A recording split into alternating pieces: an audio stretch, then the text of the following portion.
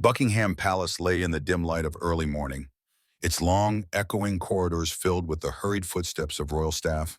No one spoke a word, yet everyone understood that something significant was unfolding behind the heavy doors leading to the king's private chambers. The velvet curtains stirred slightly, a cold breeze drifting through, signaling an event that could no longer be concealed.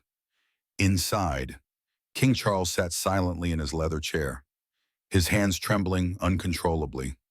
He raised a hand to his forehead, trying to remember which document he had intended to sign, but blank spaces in his memory clouded his tired eyes. In that moment, he whispered words no one was meant to hear. No one can come in, no one can know. I cannot go on like this. The truth the palace had long tried to hide was finally beginning to crack. Sudden bouts of dizziness, unexpected falls in his office, abruptly canceled meetings, all were forming a frightening picture.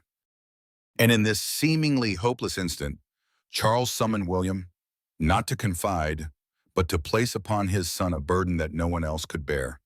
The letter was placed in William's hands, the handwriting shaky but legible. "Now it's your turn, son." It was not just a message, it was the signal to launch Operation Regency, initiating a silent transfer of power never before made public. If you were William, what would you do witnessing your father weaken each day while Camilla began acting as if the power belonged to her? Would you protect the throne or protect the family? Today's story takes us back to the first signs of King Charles's unusual behavior to reveal the full scope of the brewing power storm within the British monarchy. Let us begin that journey now. In recent days, behind the ancient walls of Buckingham Palace, King Charles' health has become a whispered concern, leaving insiders anxious. Symptoms once carefully hidden have started to surface with alarming frequency. Several aides reported that his hands shook when holding a teacup or signing documents. Small yet constant tremors that left witnesses momentarily stunned.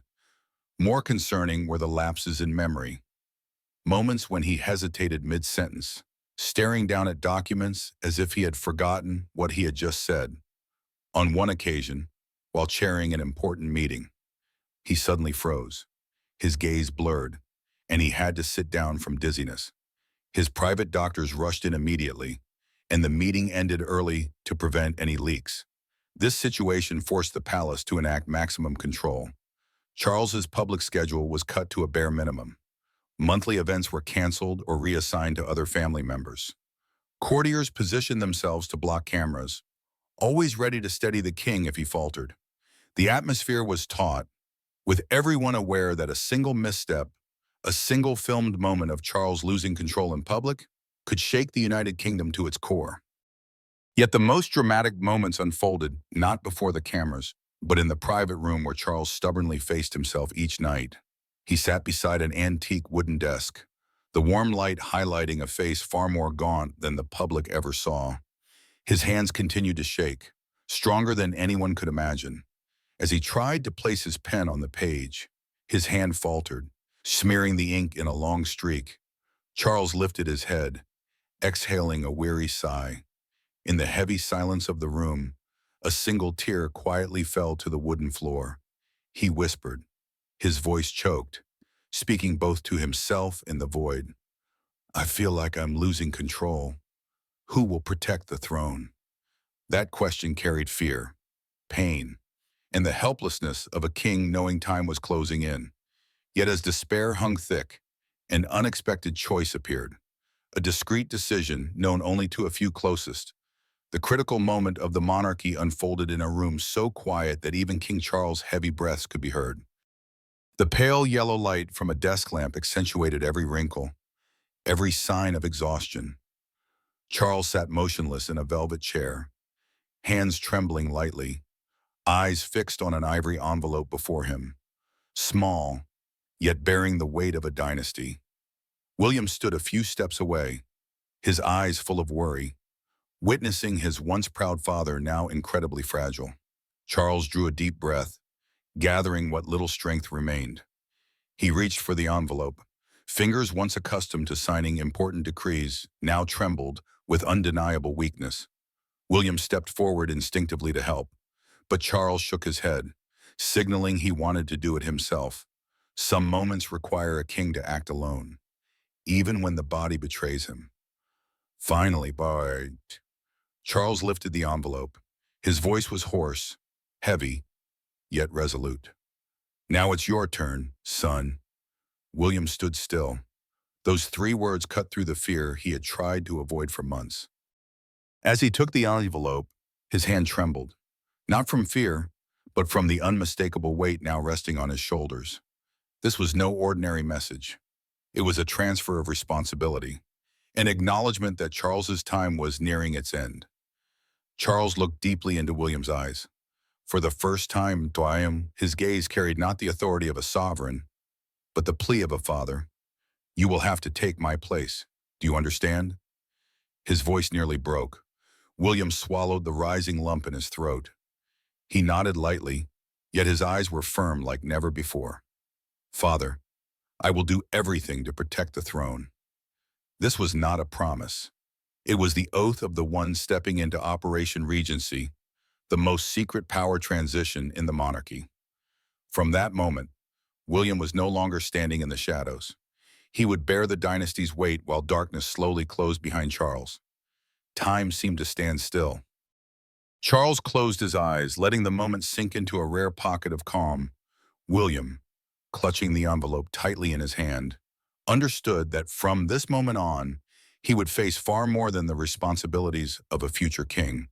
He would have to contend with the schemes quietly swirling around Camilla, the whispered criticisms from within, the skepticism of public opinion, and the pressure of millions of eyes watching the royal family. The door closed behind William. He walked down the long, echoing corridor, the dim ceiling lights casting his elongated shadow on the cold stone floor. From the moment he received the fateful letter, William began a quiet yet irreversible journey into the transfer of power. As Charles grew increasingly frail, state meetings previously chaired by him were now placed on William's schedule. Familiar gatherings that once carried the voice of a king now felt strange, led by the heir apparent. The palace corridors each morning looked different, with William striding purposefully, documents in hand, his pensive face betraying the weight he carried. The Privy Council chamber became the first stage of this power shift. As William entered, the advisors stood as protocol demanded, but their eyes betrayed a mix of doubt and assessment. They saw a calm yet tense William, bearing responsibilities never officially announced, yet palpably real. Catherine appeared just behind him, in her usual elegant attire, her composed gaze warming the room. Her presence was not merely ceremonial, but a signal of the two-person empire quietly taking shape. William sat in the seat traditionally held by Charles. That single moment made the room feel heavier. One of the advisors presented a stack of documents requiring the king's signature. William opened each page, his face stern as if weighing the fate of the nation. Then he paused, hand on the pen. The room fell utterly silent. It was the first time William had signed on behalf of the king. Catherine stood beside him, silently offering support. The advisors exchanged unreadable glances. William whispered to himself, yet loud enough for the nearest to hear, "All decisions will pass through my hands now, and I will protect the throne from all risks." And then the first stroke of the pen was made. That moment marked the boundary between a prince standing in the background and a true heir silently running the country. In the following days, William attended every meeting on security, economics, and foreign affairs. He received ambassadors on behalf of the king, read confidential reports, signed critical orders. Wherever William went, Catherine was there. People began to refer to them by a name never officially spoken, but widely recognized internally. The power pair, the new authority of Britain. Palace staff quickly noticed the shift. Charles' schedule gradually emptied while William's became packed. Former royal aides gradually transferred to support the prince. No one said it aloud, but everyone understood Operation Regency had truly begun. Yet just as power began to settle into William's hands, another shadow stirred. Camilla's unusual behavior surfaced, as if she were silently seeking something beyond the bounds of a queen consort. Camilla, who had long played the role of the supportive consort behind Charles, now began appearing at public events with increasing frequency, seemingly forgetting her place and duties beside a steadily weakening king. Each time she stepped from a car under the blinding flash of cameras, her lavish attire and radiant smile awed the public. Yet her eyes told a different story. Cold, calculating, as if weighing each move to seize something beyond ceremonial power. Unusual foreign trips became a topic of speculation. While Charles limited his appearances, resting and receiving medical care, Camilla planned international events, meeting diplomats, and sometimes taking trips deemed unnecessary. Royal staff, always loyal and wary of trouble, began whispering to one another about her conduct. Some admitted feeling uneasy, even disappointed, witnessing Camilla's outward indifference while the king struggled with illness and relentless pressure. The climax unfolded at a grand gala, where sparkling lights highlighted elegant gowns and smiles of nobles and guests. Camilla arrived in an emerald gown, walking confidently, her smile radiant yet eyes still calculating. As all cameras focused on her, a sense of cold intent emanated not just from her smile but from every gesture, tilt of the head, and handshake. Everyone sensed the hidden message. Power might not rest with William and Charles alone, but could tempt other ambitions. Inside Camilla's mind, thoughts unheard by anyone echoed like a quiet confession, full of resolve. I cannot stand by and watch power slip away. This inner monologue made the public believe she was merely attending a normal gala.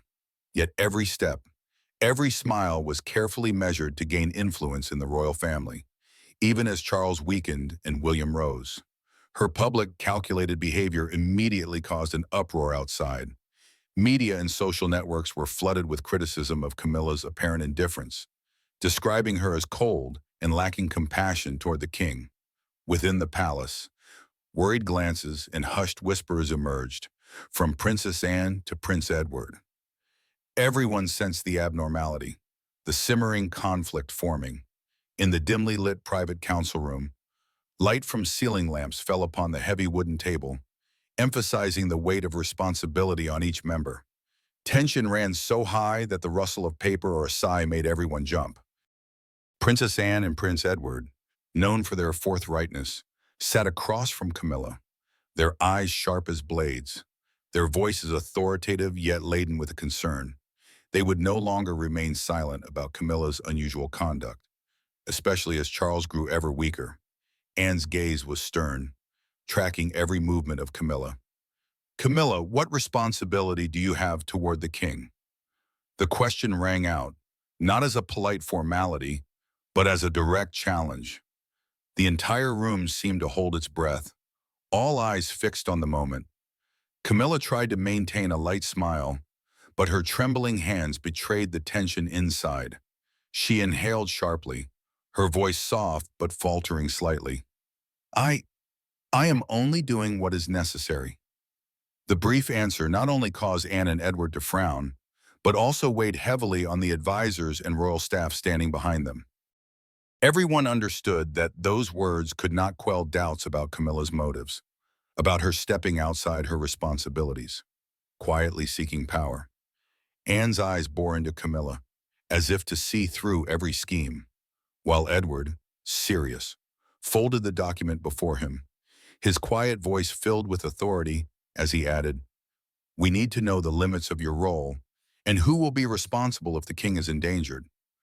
Camilla tried to remain composed, but every gesture, raised eyebrow, or quick blink revealed an underlying fear.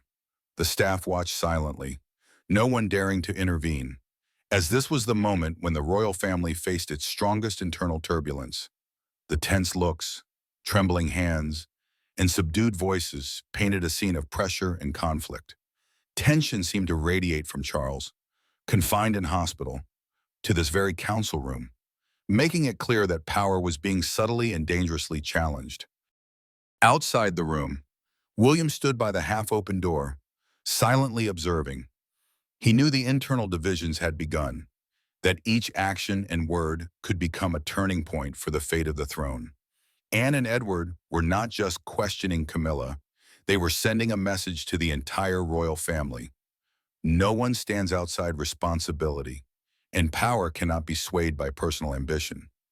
Yet, as Charles weakened, Camilla's latent ambition became increasingly apparent, no longer content to remain in the background, starting to seek direct influence. Her actions not only shook the council room, but set the stage for a series of storms that would erupt within the royal family. Placing William and Catherine in unavoidable opposition, the senior council room at Buckingham Palace fell into an almost paralyzing silence. All eyes turned to William and Camilla, two figures at opposite ends, where power and ambition collided head-on. William, standing firm, eyes cold yet determined, stepped to the center of the room. His footsteps echoed lightly on the wooden floor, emphasizing his undeniable presence. Camilla stood opposite, her smile forced, eyes full of discontent but clearly calculating. Each movement meticulously planned. The air felt frozen. Even a sour rustle of paper was piercing in the tense stillness. William slowly swept his gaze across the room, stopping at Camilla, his voice firm. "No one speaks for the crown but me now." Every sound seemed to stop in that instant.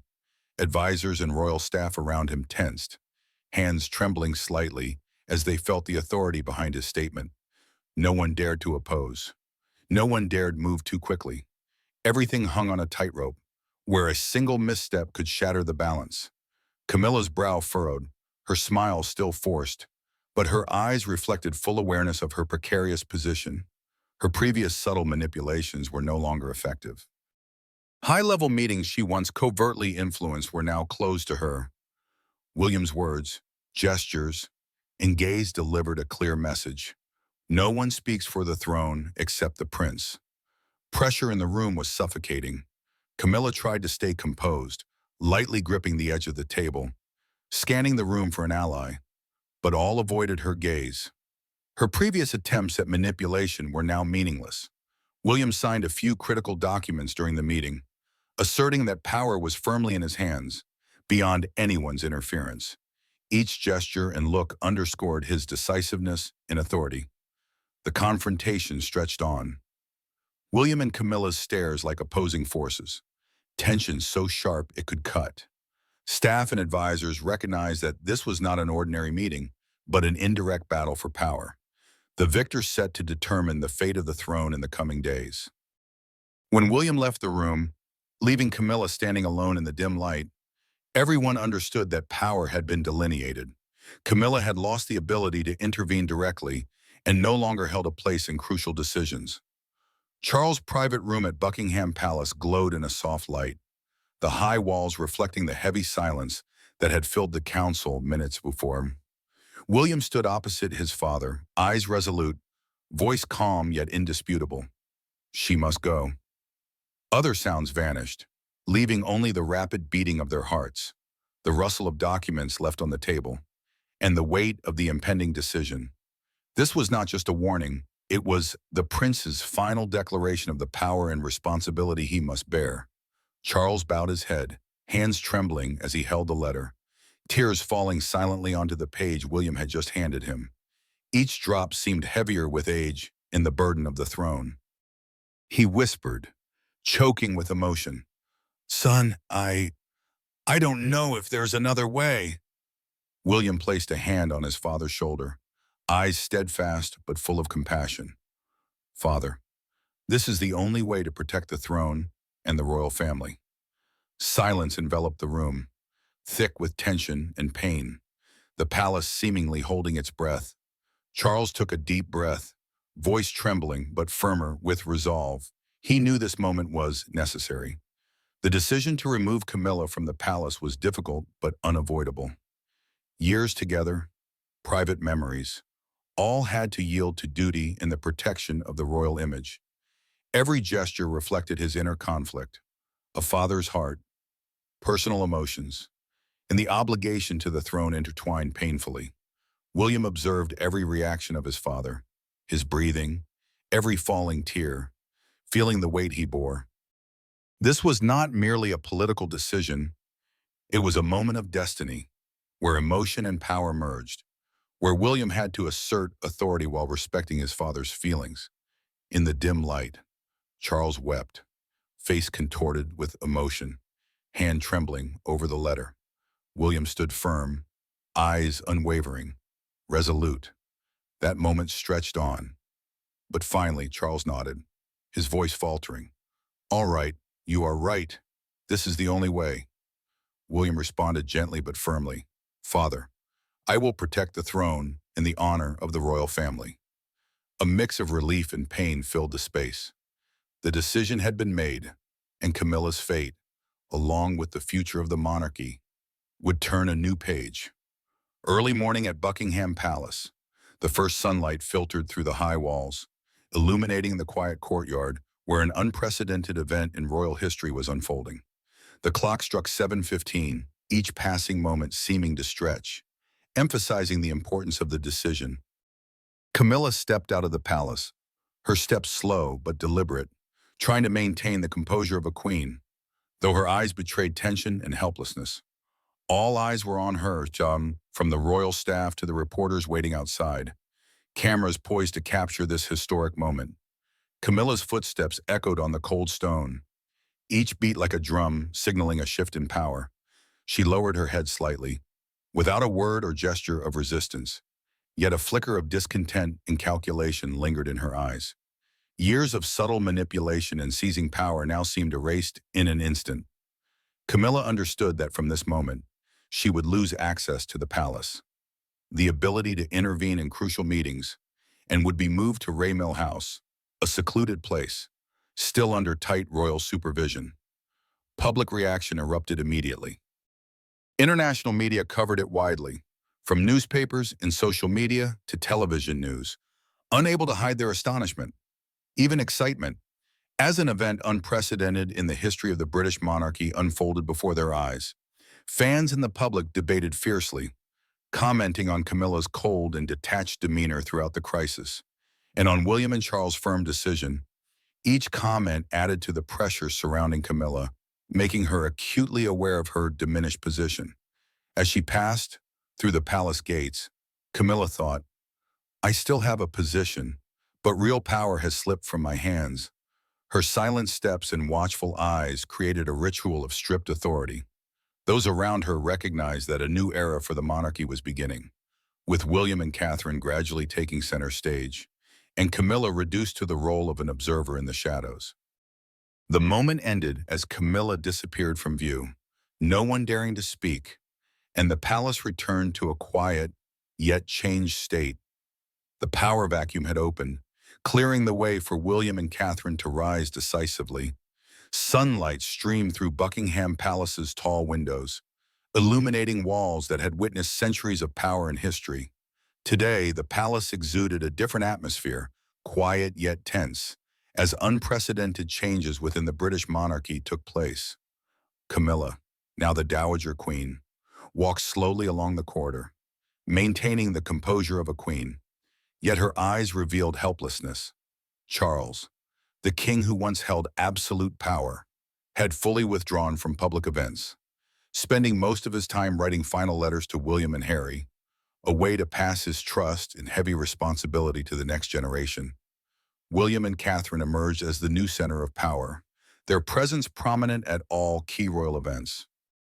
Standing side by side, eyes resolute, gestures poised yet commanding, they drew attention from palace staff, international guests, and the media alike. Every step, smile, nod, and glance conveyed decisiveness, honoring tradition while ushering in a modern, flexible, yet dignified monarchy. Audiences saw not just a young couple, but felt the weight of new authority forming. In the Grand Council room, William signed critical documents for the first time in the king's stead. Decisions previously reserved for Charles now passing through his hands. Each signature was careful, yet his eyes revealed determination.